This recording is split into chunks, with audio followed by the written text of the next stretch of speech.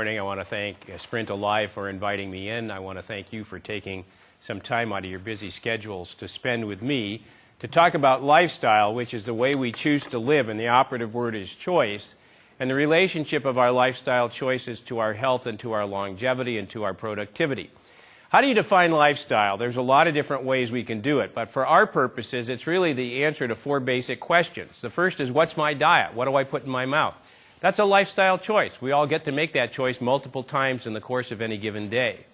Do I choose to exercise on a regular basis? You will be allowed to make that choice today. Will you be sedentary or will you move your body? The choice is yours. Do I choose to smoke? That's the single most important choice that anyone will make with regards to their health, and particularly their cardiovascular health, but it is a choice. And finally, do I choose to stay under stress? Now, you notice the question is not, do I choose to have stress in my life? Because if you're living the contemporary American lifestyle and you're involved in corporate America and you've been involved in a merger, well, you know that you don't have a choice about stress. That stress comes with the territory. The real choice is, am I doing anything about managing that stress? So diet, exercise, smoking, and stress are the four things that we get to manage. The way we put them together forms a lifestyle, and that either puts us on the road to health or it can put us on the road to disaster.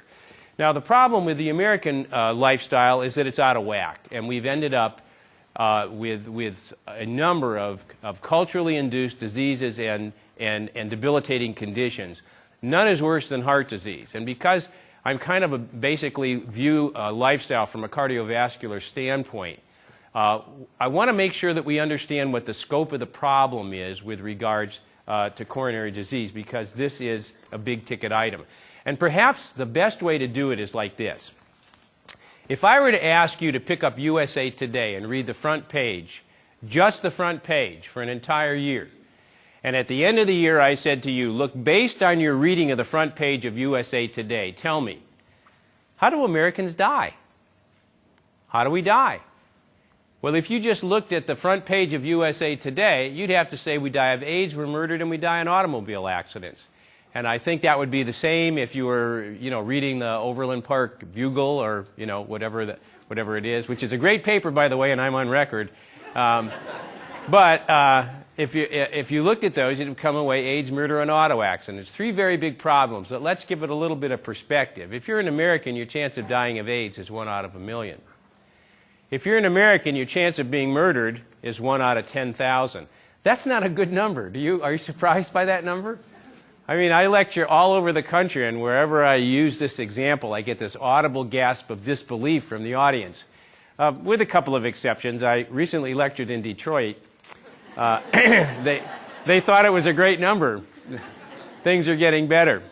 Your chances of dying on the freeways of the United States, 1 out of 5,000. But your chance of dying of heart and blood vessel disease, and I mean everybody, young and old, men and women, everybody lumped together, because as far as I know, nobody gets out alive.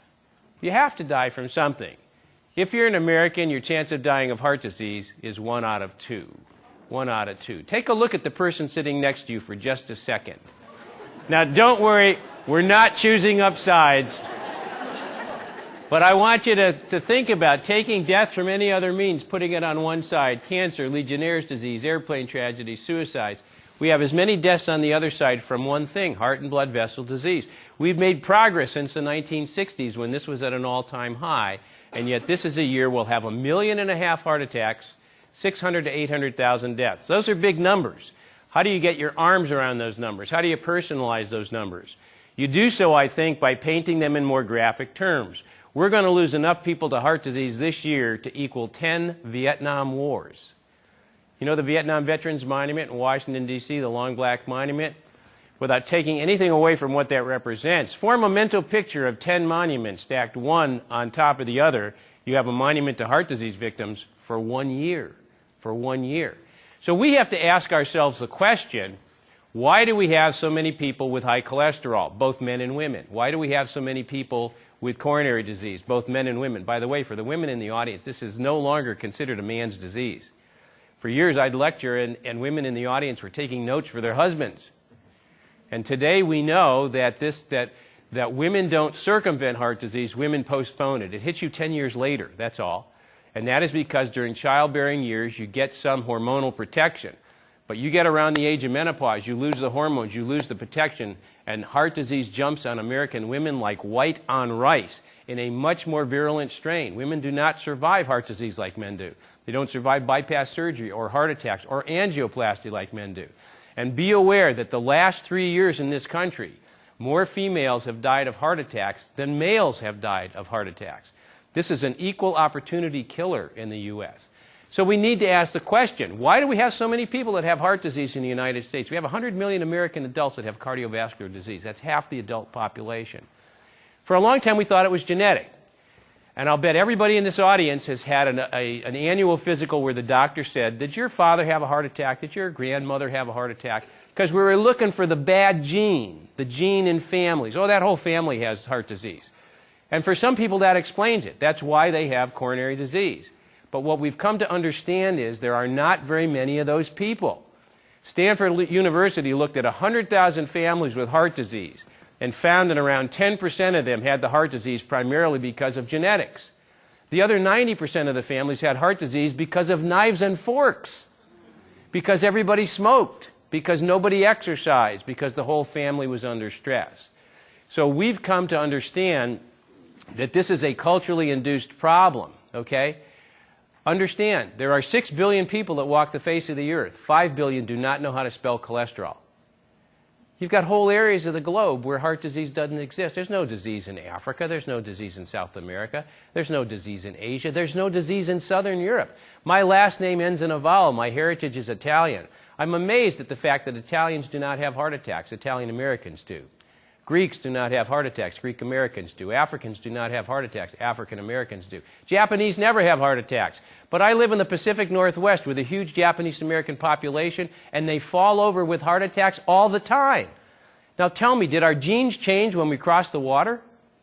No, what changed? Our lifestyle changed, and particularly in the areas of diet, exercise, stress, and smoking. The fascinating thing to me is that we know a lot about the relationship of lifestyle to health.